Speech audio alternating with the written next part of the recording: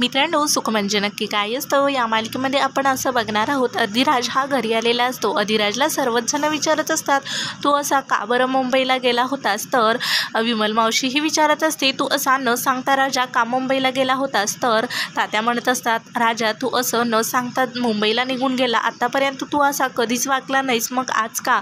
तर अधिराज म्हणत असतो, मी नित्या मॅडमसोबत गेलो होतो. तर पाहुणी म्हणत असते, त्या नित्या मॅडमला काय मुंबईचा रस्ता माहिती नाही आहे काय? असंही नाही, मग तुम्ही दोघेजणे का मुंबईला गेला होतात?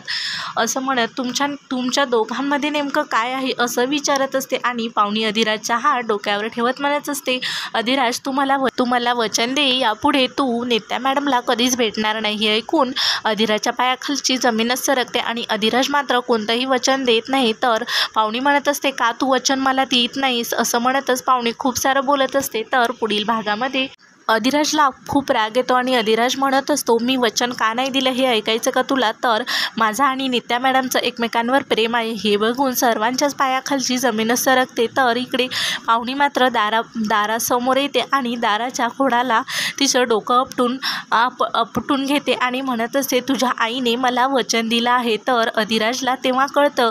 तर अधिराज म्हणत असते, कसलं वचन? अधिराज पाहुणीला विचारत असतो, माझ्या आईने कसलं वचन दिलं तुला? तर पाहुणी म्हणत असते, हे सर्व काही तुझ्या आईलाच विचार. तर अधिराज मात्र विमलला विचारण्यासाठी मागे वळून बघतो. तर विमलला चक्कर येते आणि विमल खाली पडते. सावरी आणि अधिराज हे विमलला सावरत असतात. तर अशीच अपडेट बघण्यासाठी लगेच आपल्या चॅनलला